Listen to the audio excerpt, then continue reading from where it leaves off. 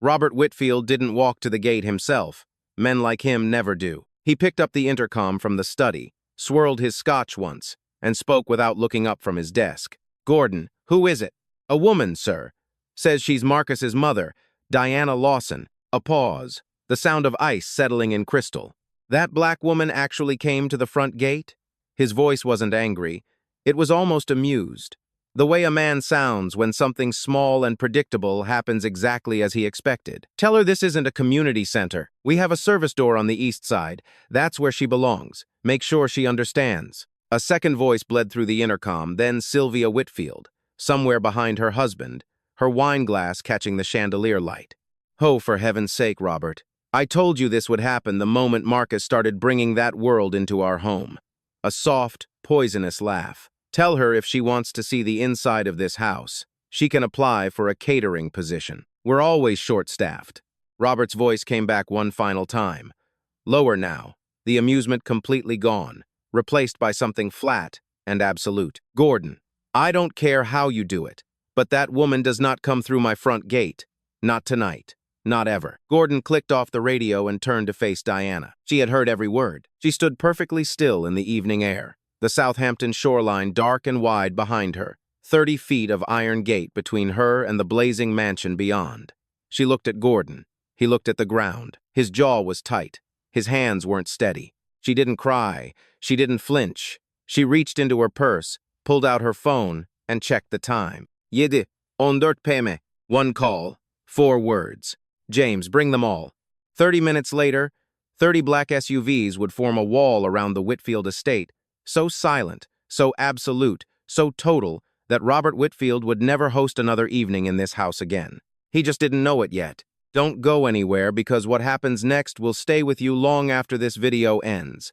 Drop your city and local time in the comments right now. I read every single one. And if stories like this one find you at the right moment, the kind that reminds you why dignity always wins, subscribe.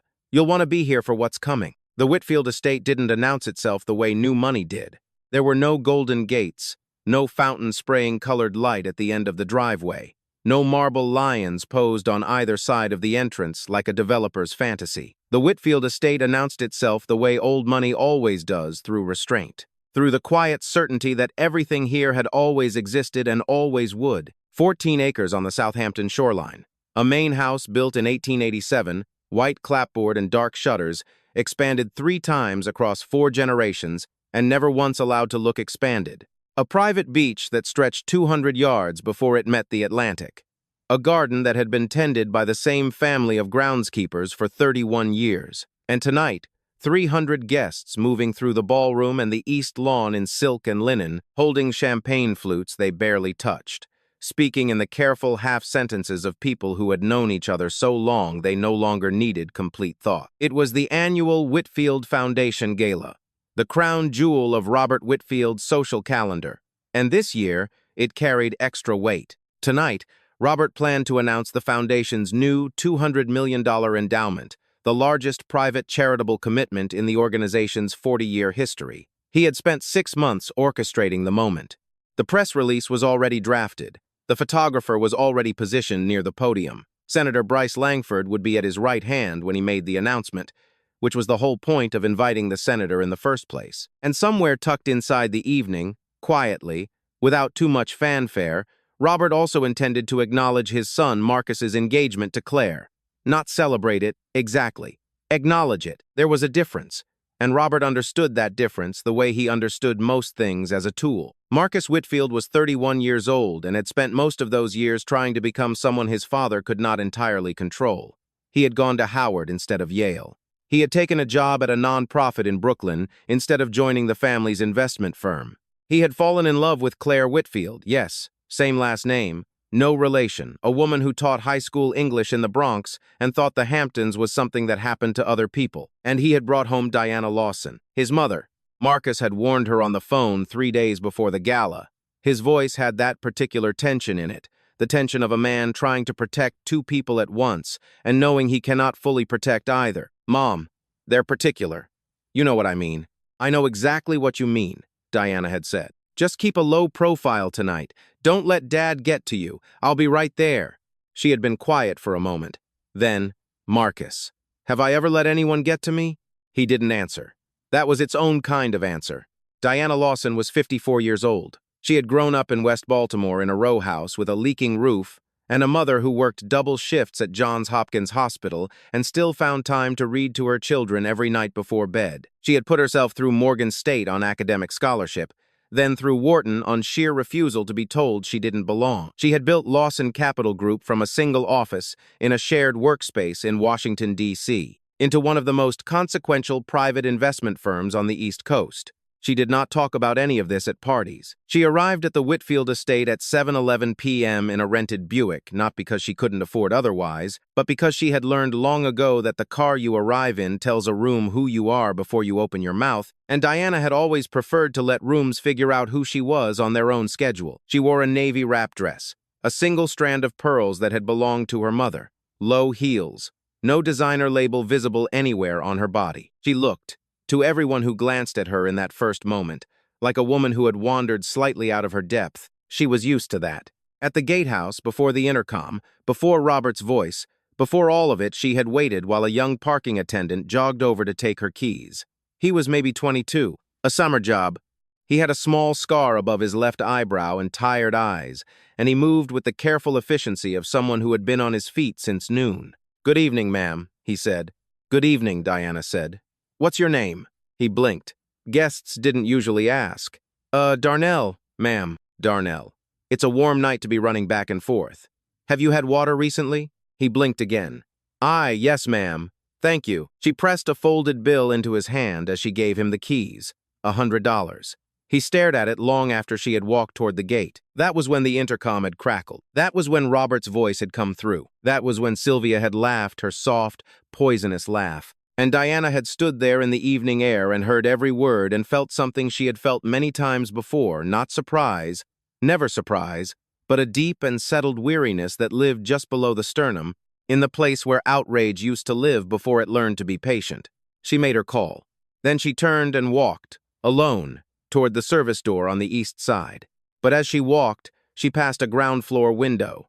Through it, she could see the ballroom, the chandeliers, the guests, and Claire Marcus's Claire standing at the edge of the room, scanning the crowd with an anxious expression that only relaxed when her eyes landed on the window and found Diana's face. Claire pressed her hand flat against the glass. Diana pressed hers back. Then she kept walking. Inside, Robert Whitfield raised his glass and called the room to attention. He smiled at 300 people who smile, and not one of them knew that the most powerful person who would set foot in this house tonight had just been turned away from the front gate. Not yet.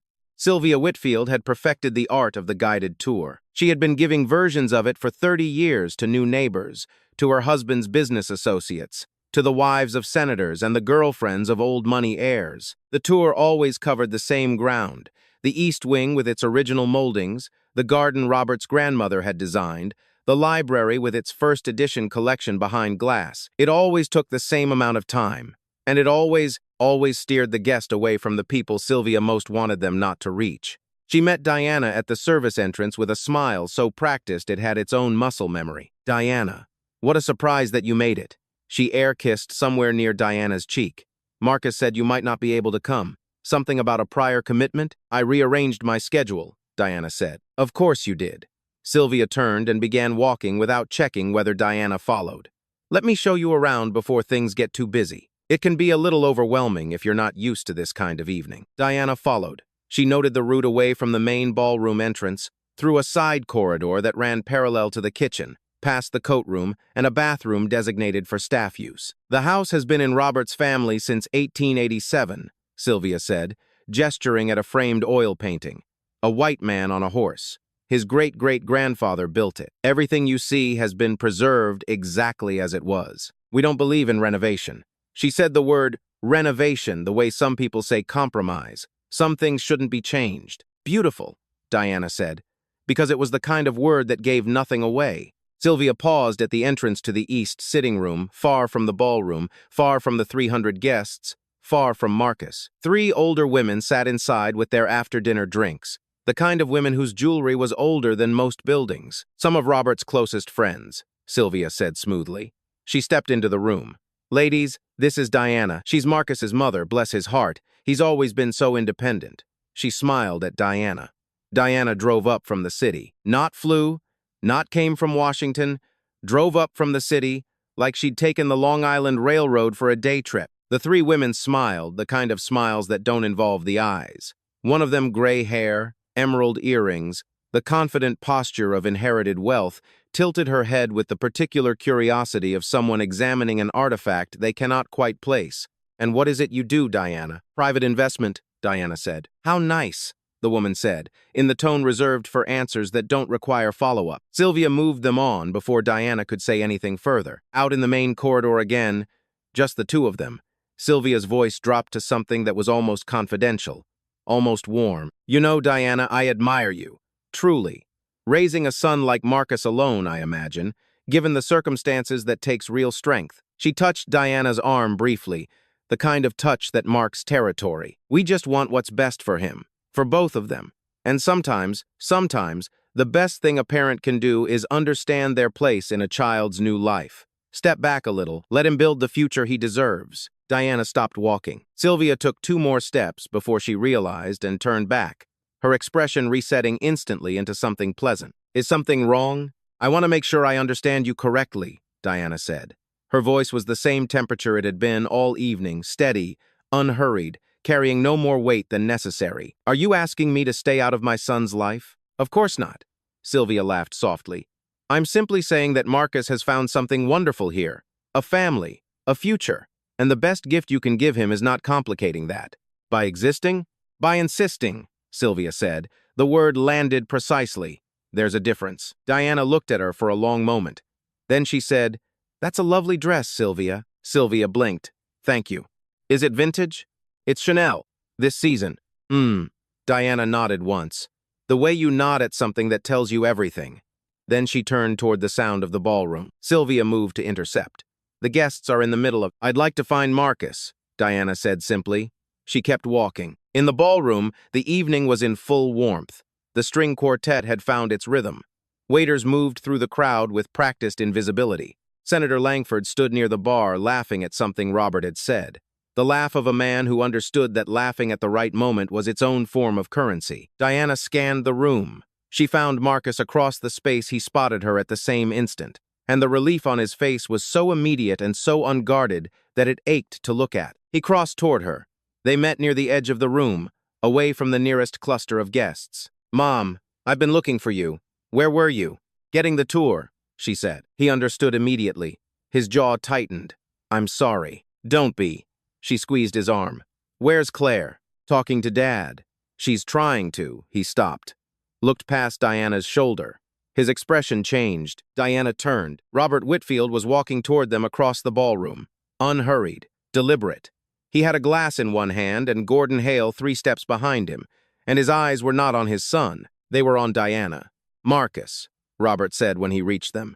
He did not look at Diana when he said the next part.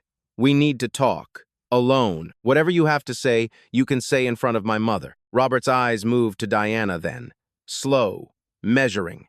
The way a man looks at something he intends to move. "That," he said quietly, "is exactly the problem." Robert Whitfield did not make scenes. That was the thing people misunderstood about men like him.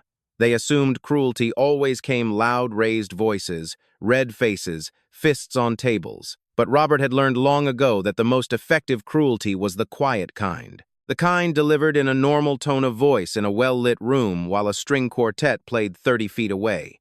The kind that left no marks. He pulled Marcus aside near the doorway to the east corridor, just far enough from the nearest guests to be private, not far enough for Diana not to see. He kept his back to her. That was deliberate too. "The announcement is happening at 9, Robert said, his voice low and even. "Claire will be at my side. You'll be there too. That's the plan." "And my mother?" Marcus said. "Your mother will be more comfortable in the sitting room. Sylvia will see to it." "That's not happening, Dad." "Marcus." Robert swirled his glass once.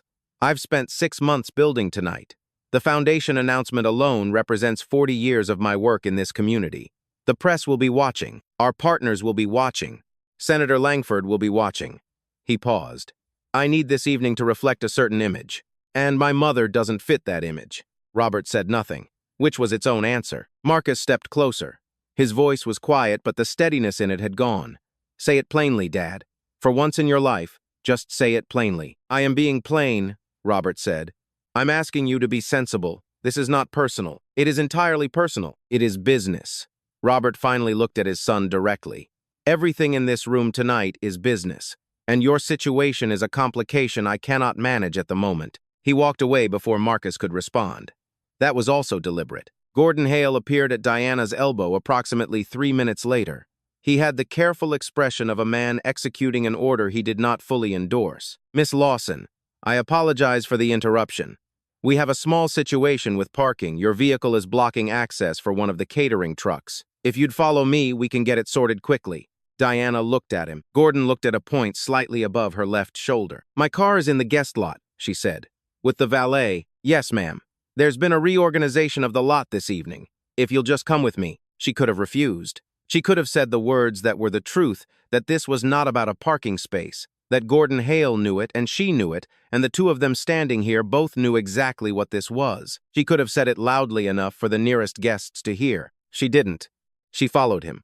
Not because she was afraid, not because she was defeated, because Diana Lawson had learned something over 54 years that most people never learn, that the moment you let them see you react is the moment you hand them the only power they were ever going to get. So she followed Gordon through the ballroom, through the side corridor, through the kitchen door. The kitchen was bright and loud and warm, smelling of butter and rosemary and the controlled panic of a catering staff 40 minutes from service. 12 people in white jackets moved at speed around stainless steel counters. Nobody looked up when Diana entered. Nobody except one. A man in his 40s, broad-shouldered, with a toque pushed back on his head and the calm eyes of someone who had been cooking at this level for 20 years. He glanced up from the range, registered Diana's face, and went completely still. Diana recognized it immediately. Not her face, specifically, he didn't know her. He recognized the situation. A black woman in a navy dress being walked through the kitchen of a house where she clearly was not kitchen staff. He had seen this before. He knew what it meant. His jaw tightened. He looked back down at his range.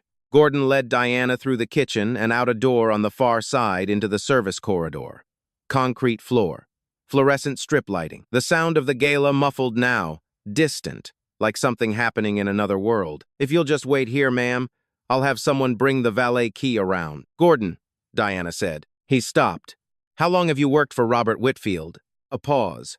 11 years, ma'am. 11 years. She nodded slowly. And in 11 years, has he ever asked you to do something you knew was wrong? Gordon's face did not change, but something moved behind his eyes, something he had clearly decided long ago not to examine too closely. I'll have someone bring the key around, he said again, and he walked back through the kitchen door and let it close behind him. Diana stood alone in the service corridor. Above her, a fluorescent light buzzed faintly, one tube slightly loose in its fitting, flickering every few seconds. The concrete was cold through the soles of her heels. From somewhere deep in the house, she could hear the string quartet begin a new piece, something formal and bright, written for rooms that cost more than most people earn in a lifetime. She reached into her purse. She had 1 bar of signal this far from the main house. It was enough. She typed a message to James Okafor. 11 words. Change of timeline. Don't wait for my call. Start moving now. She pressed send. Then she stood in the flickering light of the service corridor and she waited. Not with resignation. Not with defeat. She waited the way a person waits when they already know exactly how the next hour is going to go because they planned it. Every step. And the only thing left now is to let it arrive. Outside, on the long road that ran along the Southampton shoreline, a convoy had begun to move. 30 vehicles. Engines quiet.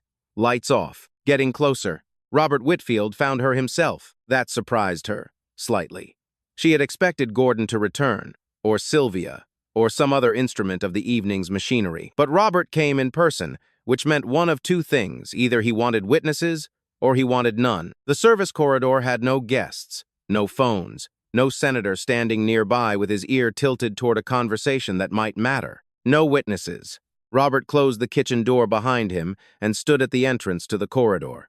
He had straightened his jacket. He held his glass loosely at his side, the way a man holds something he might set down or might not, depending on how the next few minutes go. His expression was the careful neutral of a man who had negotiated across tables for 40 years and knew that whatever he was feeling, the face was the last place it should show. He looked at Diana standing under the flickering fluorescent light, and he saw exactly what he always saw when he looked at her. "A problem. I owe you an apology," he said. Diana waited. The front gate that was handled poorly, Gordon overstepped. "Gordon followed your instructions," Diana said, word for word. Robert's expression didn't change.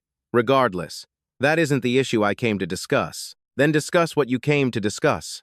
He set his glass down on a metal shelf beside him. He clasped his hands in front of him, the posture of a man about to be reasonable. "Diana, I want to be direct with you, because I think you're an intelligent woman, and I think you deserve directness." She said nothing. "Marcus is my son.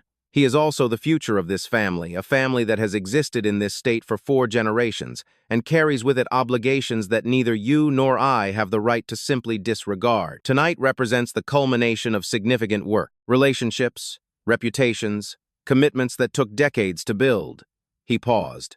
"I cannot have that complicated." "By me," Diana said. "By the optics," Robert said smoothly.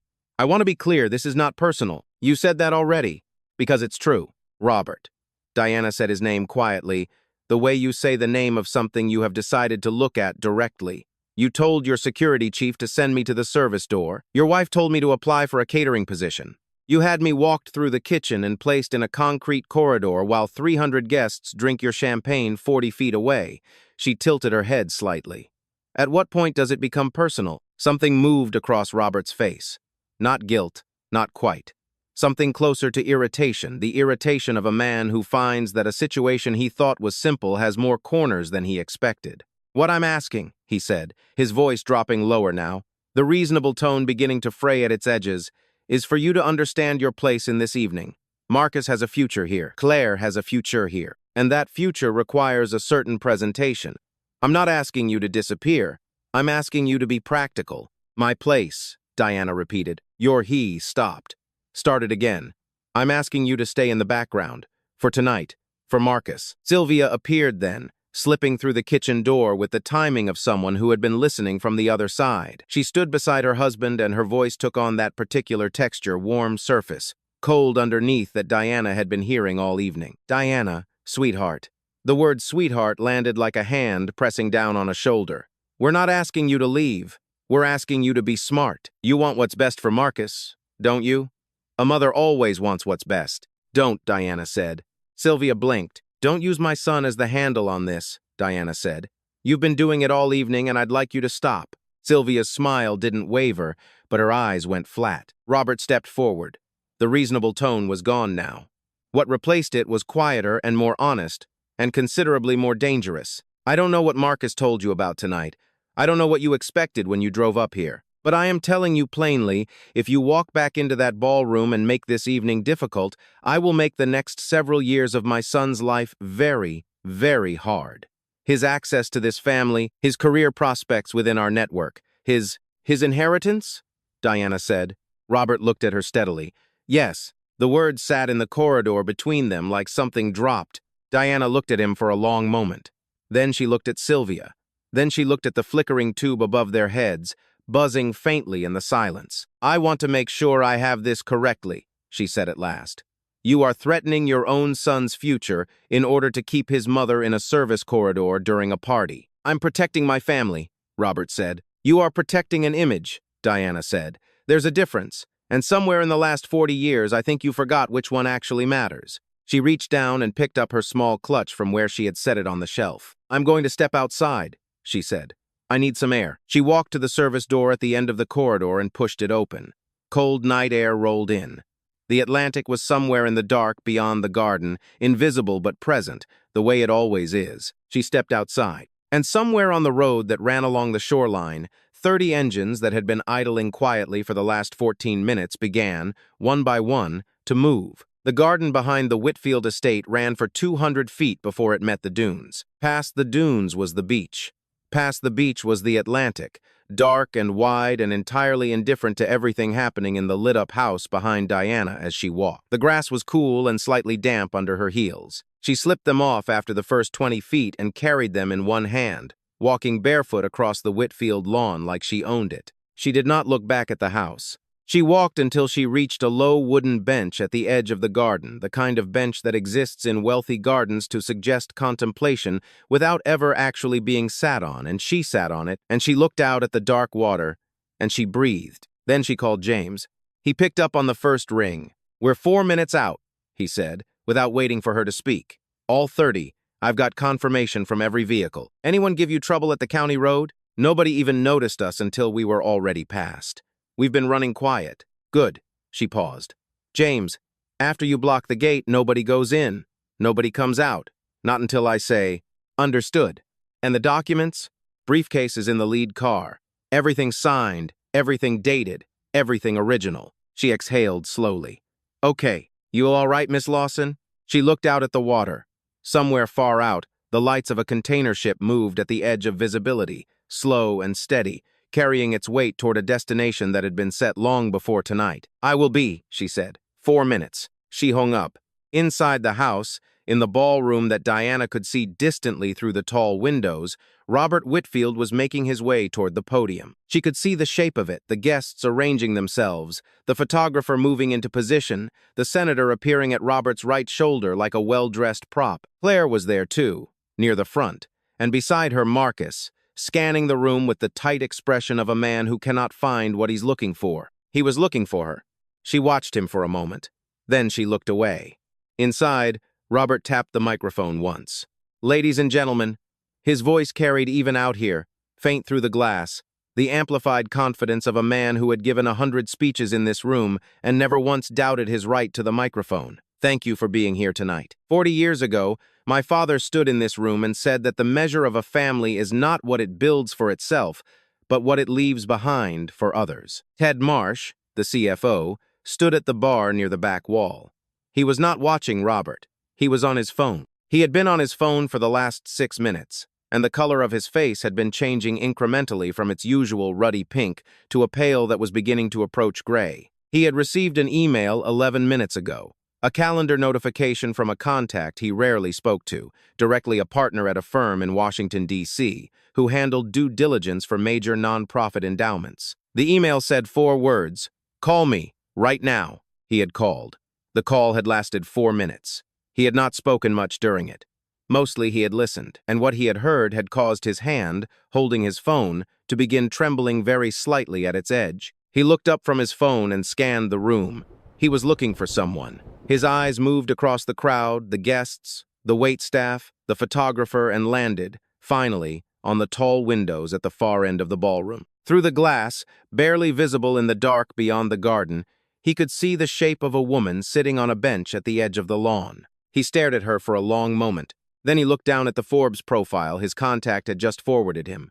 A photograph, a name, a number so large it had restructured his understanding of this entire evening in 4 minutes. "Oh God," he thought. At the podium, Robert was building to the announcement. "Tonight, I am proud to share that the Whitfield Foundation has secured its largest endowment in 40 years of operation. $200 million, committed over 5 years, with a federal co-administration partner that will extend our reach into communities across the Northeast." A murmur of appreciation moved through the crowd. Glasses lifted. The senator applauded with the precise enthusiasm of a man calculating the value of being in this photograph. Marcus had stopped scanning the room. He was looking at the windows now, too. He could see his mother on the bench. He moved toward the edge of the crowd, beginning to work his way toward the door. That was when Claire touched his arm. "Marcus." Her voice was low. "Something's happening outside." He turned to look at her. She wasn't looking at the window where his mother sat. She was looking at the front of the house at the windows that faced the long driveway and the road beyond the gate, where lights had appeared. Not one set of headlights. Not 2. A line of them, stretching back into the dark, moving in slow and perfect formation up the road toward the estate. One after another, after another, after another. Marcus counted to 15 before he stopped counting. Gordon Hale's earpiece crackled. His hand went to it instinctively. He listened. His face went very still. Then he turned and began moving quickly through the crowd toward Robert, and his expression, the flat, professional expression of a man who handled crises for a living, had something in it that Diana, had she seen it, would have recognized immediately. Fear. At the podium, Robert was still speaking. He had no idea that outside his front gate, 30 black SUVs had just stopped and cut their engines and gone dark. Waiting. Gordon Hale reached Robert Whitfield at the podium with the careful speed of a man who has learned never to run indoors. He leaned in close. He spoke quietly into Robert's ear. 4 sentences, maybe 5. Nobody in the ballroom heard what he said, but they saw Robert's face. The smile stayed. But it stopped being a smile. It became something else, a shape the face remembered, wearing it on reflex while the man behind it processed something his brain was not yet willing to confirm. He murmured something back to Gordon. Gordon shook his head once. Robert excused himself from the podium with the practiced grace of a man who had navigated interruptions before. He handed the microphone to Senator Langford, who accepted it with the reflexive competence of a politician who can fill any silence, and walked toward the front of the House. Ted Marsh intercepted him before he reached the door. "Robert." "Not now, Ted." "Robert." Ted stepped directly into his path. His voice had a quality that Robert had not heard from his CFO in 11 years, of working together something stripped of its professional courtesy, urgent and bare. "Stop. I need to tell you something before you go out there. Whatever it is, Diana Lawson." Robert stopped. Ted held up his phone. On the screen was an article Forbes, dated 18 months prior. The headline read, "Lawson Capital Group crosses $4 billion threshold, Diana Lawson on building an empire quietly." Below the headline, a photograph. A woman in a boardroom, navy dress, single strand of pearls, looking directly into the camera with the patient expression of someone who has nothing left to prove. Robert looked at the photograph for a long moment. "That's not," he stopped. Looked again. "That's the same woman." "Yes," Ted said. "That's Marcus's." "Yes." Robert's hand closed around Ted's phone. He read the first 3 paragraphs of the article. His lips moved slightly. Then they stopped moving. "She's the lead investor on the foundation endowment," Ted said quietly. "The $200 million. It runs through Lawson Capital. She structured the whole thing 8 months ago through a blind trust, so her name wouldn't appear in the public announcement." Robert. I never connected the names. I didn't know." The sound from the ballroom was still going, the senator's voice, the clink of glasses, a ripple of polite laughter at something. The party continuing, unknowing. "She owns the endowment," Robert said. His voice had gone flat. "She owns the endowment," Ted confirmed. "And if she withdraws tonight, before the announcement is formally filed with the foundation board, we lose everything. The federal co-administration partner pulls out. The press release becomes a liability. Everything you announced 20 minutes ago becomes—" He stopped. The word he didn't say was nothing. Robert Whitfield stood in the corridor of his own house and felt the ground shift beneath him in a way it had not shifted in 40 years. He went to the front door. He opened it. Outside, the night had changed. The long driveway of the Whitfield estate, lined with ornamental hedges, lit at intervals by low garden lights, curving elegantly toward the iron front gate, was no longer empty. Beyond the gate, stretching back down the road in both directions as far as the exterior lights could reach, 30 black SUVs sat in perfect, silent formation. No headlights, no engines running. Just 30 vehicles, dark and still, sealing every exit from the property with the quiet finality of a decision already made. Standing just inside the gate, arms at his sides, briefcase in one hand, was James Okafor. He was tall, precisely dressed, and entirely calm. He looked like a man who had been waiting exactly as long as he expected to wait, and not 1 minute more. Gordon was at the bottom of the front steps. He turned when he heard Robert come out. "Sir, they won't move. I've asked twice. The man at the gate says he's here for Miss Lawson." Robert walked down the steps. He crossed the driveway to the gate and stood on his side of the iron bars and looked at James Okafor through them. "Who are you?" Robert said. "James Okafor," James said. "Chief of Staff, Lawson Capital Group." "And what exactly is—" Robert gestured at the convoy. "What is this?" "Miss Lawson asked us to wait," James said simply. "We're waiting. I want these vehicles removed from my property." "They're on the county road, sir. Not your property." Robert's jaw tightened. "I'll call the police." "You're welcome to," James said. He said it with perfect evenness, the way a person says something when they are entirely certain of the outcome. "Though I expect they'll find 30 vehicles parked legally on a public road and nothing to act on." Behind Robert, the front door opened. Marcus came out, then Claire, then following at a distance. Watching from the top of the steps, several guests who had drifted toward the windows and were now drifting toward the door. Diana came around the side of the house then, walking from the garden, barefoot, shoes in hand, unhurried. She crossed the driveway gravel without flinching and stopped beside Robert. She looked at James through the gate. "Everything ready?" "Everything's ready, Miss Lawson." She nodded. Then she turned to Robert. He was looking at her differently now. The man who had sent her to the service door, who had stood in the fluorescent corridor and threatened her son's future, who had spent an entire evening engineering her invisibility, that man was still there in his body, but something had gone out of his face. Some certainty that had been there so long he hadn't known it was a thing he could lose. "Diana," he said. His voice was different, smaller. "I think there may have been I think we need to—" "I know what you think," Diana said.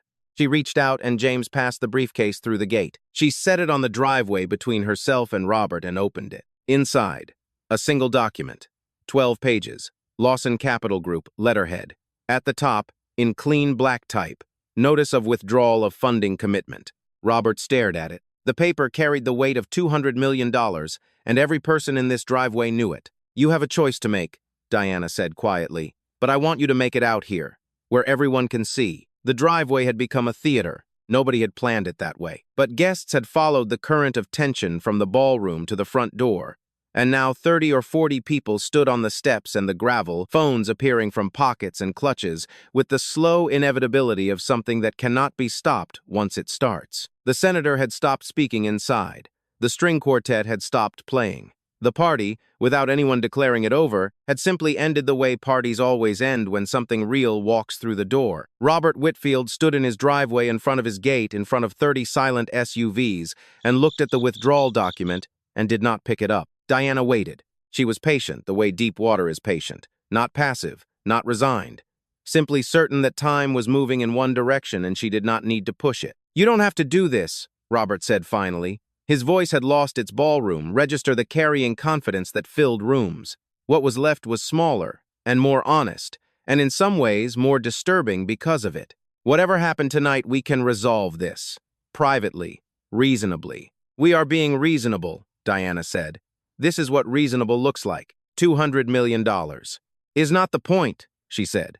"It never was." She reached into the briefcase and lifted the document. She held it at her side, not threateningly, simply present, the way a fact is present. "I'm going to go back inside," she said, "and I'm going to say something to the people in that room. You can stand here or you can come in. That's the only choice I'm offering you tonight." She walked past him toward the front steps. Robert turned and watched her go. He looked at James Okafor through the gate. James looked back with the expression of a man who has nothing to add. Robert looked at Gordon Hale, who was studying the gravel with the focused attention of someone who has decided this is the moment to become invisible. He looked at Ted Marsh, who had come outside at some point without Robert noticing, and was standing near the base of the steps with his hands in his pockets, and his face arranged into the careful neutral of a man who is already mentally drafting his resignation. Letter. Robert followed Diana inside. The ballroom was not silent when she entered. It was something worse than silent. It was the sound of 200 people in the act of realizing that what they had assumed was the shape of the evening was not, in fact, the shape of the evening. Conversations that had resumed when Robert left the podium now dropped again. The senator, who had been making soft filler remarks into the microphone, went quiet and stepped back from the podium with the practiced instinct of a man who recognizes a moment he wants no part of. Diana walked to the center of the room. She didn't go to the podium. She didn't need a microphone. The room gave her its attention, the way rooms give attention to people who carry themselves, like the attention was always theirs. She stood under the chandelier and she looked at the faces around her, the guests in their silk and their linen, the waitstaff at the edges of the room, the photographer who had lowered his camera, the senator near the back wall, the young black waitress near the service entrance who had set down her tray and was recording on her phone, and she spoke. "My name is Diana Lawson," she said. "I'm Marcus's mother. Some of you knew that. Most of you knew nothing else about me, and that was by design. Not mine. I've been many things in this house tonight. A parking problem, a complication, an optic." The room was very still. "I was told to use the service door," she said. "I was walked through the kitchen. I was placed in a service corridor and told that my presence at my own son's engagement announcement would damage the image of this family." Somewhere in the crowd, a woman audibly exhaled. "I want to be clear about something," Diana continued. "I am not telling you this because I want your sympathy. I have built a life that does not require sympathy from anyone in this room. I'm telling you because what happened to me tonight happens every day to people who don't have 30 SUVs and a phone call. It happens to women who look like me. in rooms like this, and they swallow it, and they go home, and nobody ever knows." She paused. The chandelier threw light across the room in every direction, and none of it reached the corners. "The difference between me and those women," she said, "is not dignity. We all had the same dignity walking in. The difference is leverage. And I think it's worth asking in a room this full of influence and resources and power why we only seem to notice the dignity when the leverage shows up." She set the withdrawal document on the table beside her. "I came here tonight as a mother.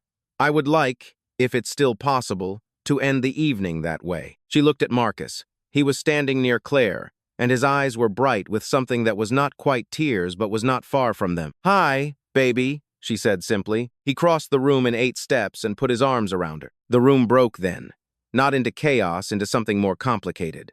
Some people began to applaud. Some stood very still, looking at their shoes, understanding something about themselves that they would need to sit with for a long time. The senator found his way to a side door. He moved quietly. He did not shake anyone's hand on his way out. Robert Whitfield stood at the edge of the room and watched his son hold his mother in the center of the chandelier light. He had built 40 years of something. Standing here now, he understood for the first time that the thing he had built and the thing he had meant to build were not the same thing. He had no language for what that felt like. He was going to have a long time to find some. The video went up at 11:23 p.m. The waitress, her name was Brianna Cole, 26 years old, working her 3rd Whitfield Gala to help pay off her nursing school loans, had captured 4 minutes and 17 seconds on her phone. She had not planned to post it. She had stood in the corner of the ballroom and recorded because something in her body told her this was a moment that should not disappear, and she had trusted that instinct the way she had learned to trust her instincts about most things that matter. She posted it to her personal account with no caption, just the video. By midnight, it had 40,000 views. By 2 a.m., it had crossed 1 million. By the time the sun came up over Southampton the next morning and the Whitfield estate sat quiet in the early light, the video had been seen 14 million times, and the number was still climbing. The headlines wrote themselves. "Billionaire tells black guest to use service door she turned out to own his foundation." Watch. Diana Lawson's response to being humiliated at Southampton Gala leaves room speechless. Whitfield Foundation endowment in jeopardy after founder's treatment of lead investor. The phones at Whitfield Industries headquarters began ringing at 6 a.m. and did not stop. Ted Marsh was in the office by 6:15. He had not slept. He had a yellow legal pad covered in notes and a coffee he had stopped tasting 2 hours ago, and he sat at his desk and answered calls and said the same thing to every partner, every board member, every journalist who somehow got through to his direct line. "We are aware of the situation. We have no comment at this time." He said it 27 times before 9 a.m. By 9 a.m., 3 of the Whitfield Foundation's 5 major co-donors had called to pause their commitments pending a review. By noon, a 4th had sent a formal letter through their legal counsel. The 5th, a private family trust out of Boston that had partnered with the foundation for 19 years, sent no letter and made no call. They simply updated their public website to remove all mention of the Whitfield Foundation from their philanthropic partnerships list. That, somehow, was the one that landed hardest. Senator Langford released a statement at 10 a.m. It was carefully written and said nothing. It expressed that he was deeply committed to the values of dignity and inclusion, and that he looked forward to continued conversations about equity in philanthropic spaces. He did not mention Robert Whitfield by name. He did not return Robert's 3 calls that morning. At 11 a.m., the Whitfield Foundation Board held an emergency virtual meeting. Robert dialed in from his study. He was the last to join. When his face appeared on screen, the board chair, a woman named Patricia Dunn, who had served for 12 years and had warned Robert twice in writing about governance culture, looked at him for exactly 1 second before she began speaking. The meeting lasted 40 minutes. Robert was asked to step back from his foundation board seat, pending an independent review of the evening's events. The motion passed unanimously. Robert's own vote, which he cast against, made no difference. It never had. He was just now understanding. Unanimous means the same thing with or without the one. Gordon Hale submitted his resignation by email at 11:47 a.m. It was 2 sentences. He did not request a reference. The legal process began quietly and moved quickly.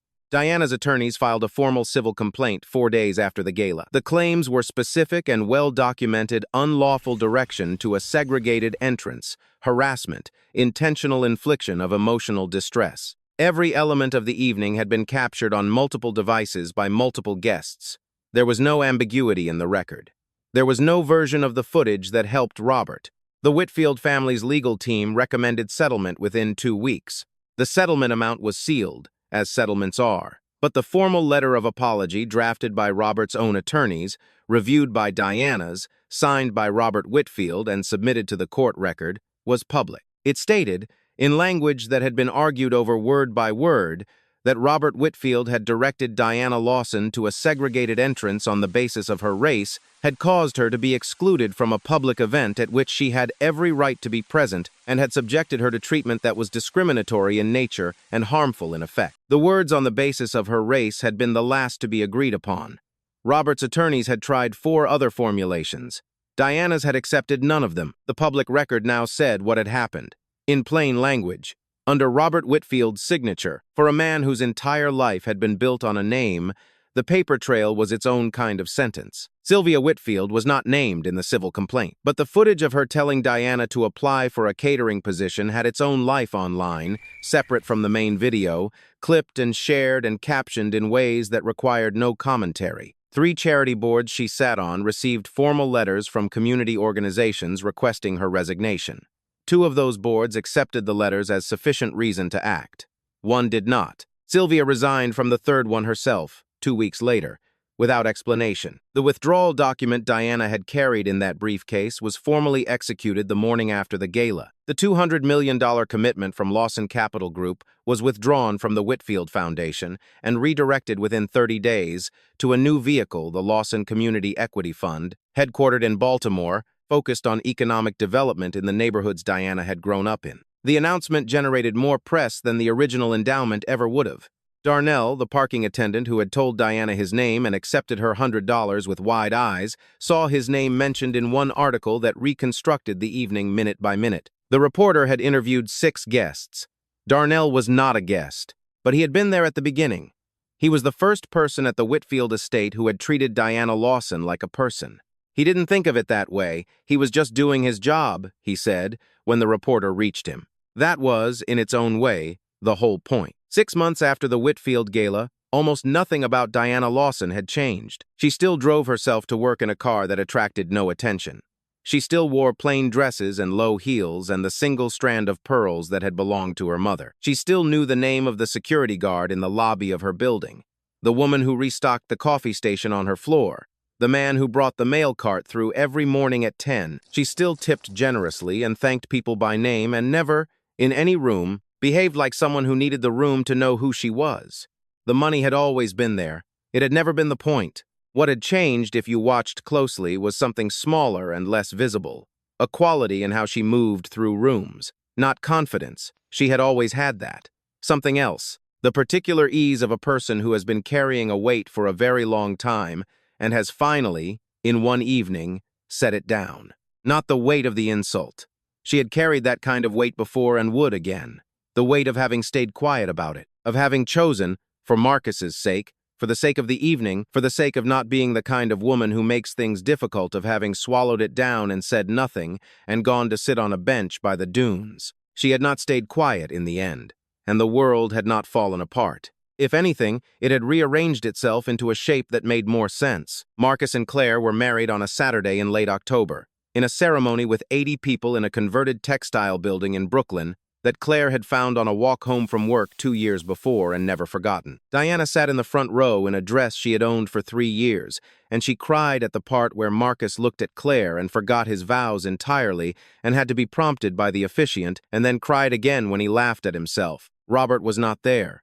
He had not been invited. He had known he would not be invited, and he had not asked. Claire's mother sat beside Diana during the ceremony. They had met for coffee 4 times in the months between the gala and the wedding, carefully, cautiously, building something neither of them had a name for yet. At the reception, they shared a table and talked for 3 hours and split a second piece of cake, and that was the beginning of something that would take years to become what it eventually became. The Lawson Community Equity Fund opened its first Baltimore office in November. Diana attended the ribbon cutting alone, without a publicist, without a press team, in the same navy dress she had worn to the Whitfield Gala. Someone in the crowd recognized her, and there was a small stir, And then the stir settled, and she shook hands and listened to people talk about their neighborhoods, and she wrote things in a small notebook she kept in her purse. At the opening, a young woman approached her.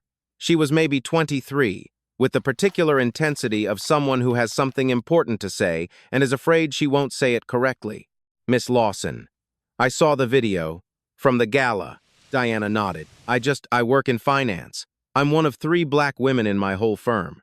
And every day I walk in that building, there's this thing where you have to decide how much space to take up. And you always decide less. Because it's easier and safer and nobody tells you to, you just learn it. She stopped. Started again. You didn't do that. In that room, and I just wanted you to know that it meant something. That someone just didn't. Diana looked at her for a long moment. "What's your name?" "Keisha."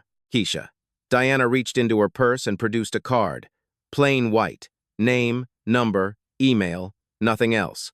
"Call my office Monday. I'd like to hear more about your work." Keisha looked at the card. Then she looked up. "Okay," she said. "Thank you." She walked away, and Diana watched her go and felt something she had felt before, but not in a long time, the particular satisfaction of a door opening instead of closing. Robert Whitfield lived in the Southampton house for 4 more months after the gala before he and Sylvia relocated to their apartment in the city. Not because they had to, the estate was still theirs. The money was still there. Reduced and restructured and bruised, but present. They moved because the house had become something they could not make themselves be comfortable in anymore. Too many rooms, too much silence, too many windows looking out at a driveway where 30 black SUVs had sat in the dark and waited for an accounting that Robert, in 40 years of building, had never thought would come. He did not give interviews. He did not make statements. He typed several versions of a private letter to Diana and deleted all of them. Not because he didn't want to send one, but because every version he wrote, when he read it back, sounded like a man apologizing to protect himself, rather than a man apologizing because he understood what he had done. He wasn't there yet. He was aware, at least, that he wasn't there yet. That was something. Not much, but something. Brianna Cole, the waitress who had recorded the video, graduated from nursing school the following spring. She received an anonymous scholarship that covered her final semester's tuition and the cost of her licensing exam, and a small amount beyond that which she spent, carefully, on a new set of scrubs and a good pair of shoes. The scholarship came through a foundation with no public name attached. Darnell, the parking attendant, was accepted to culinary school in September. He told his mother about the $100 bill folded into his palm on the night of the Whitfield Gala, the woman who had asked his name when no one else did, who had looked at him like he was worth looking at. His mother said, "Remember that. When you're somewhere important someday, remember that's how you do it." He did remember. He always would. And Diana drove home from the Baltimore ribbon cutting on a Tuesday evening in November, through city traffic, in her unremarkable car, with the radio on low, and stopped at a red light somewhere on the Baltimore waterfront and looked out at the harbor dark water, moving lights, the wide, patient indifference of water that has been here longer than any of us and will be here long after. She thought about the bench at the edge of the Whitfield garden, the Atlantic in the dark, the moment before 30 engines started moving. She had not needed the convoy to know who she was. She had known that walking in, the convoy was just for everyone else. Dignity was never something Robert Whitfield could give Diana Lawson. He could only reveal whether he recognized it. He didn't. And that was the whole story. The door you use to enter a room does not determine the size of what you carry inside. It never did. It never will. If this story stayed with you, drop a comment. Tell me what you would have done standing in that ballroom. Share this with someone who needs to hear it. And if you want more stories where the quiet ones hold all the cards, you know where the subscribe button is.